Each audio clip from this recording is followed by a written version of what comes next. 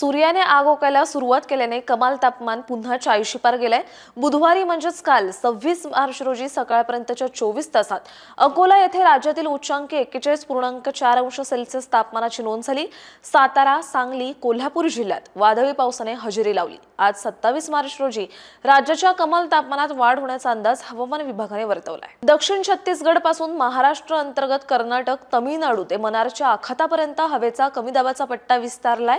यामुळे पावसाला पोषक हवामान झाल्याने मंगळवारी 25 मार्च रोजी सायंकाळनंतर जोरदार वाऱ्यासह पावसाने हजेरी लावली आहे। कोल्हापूर जिल्ह्यातील राधानगरी, चंदगड आणि पन्हाळा प्रत्येकी 20 मिलीमीटर, सांगली येथे 10 मिलीमीटर तर साताऱ्यातील कराड येथे 10 मिलीमीटर पावसाची नोंद झाली। बुधवारी 26 मार्च रोजी अकोलासह चंद्रपूर, जळगाव, अमरावती आणि ब्रह्मपुरी येथे तापमान 40 अंशाच्या वर होते। धुळे, जेऊर, मालेगाव, परभणी, वर्धा, वाशिम आणि यवतमाळ येथे 39 अंशापेक्षा अधिक तापमानाची नोंद झाली।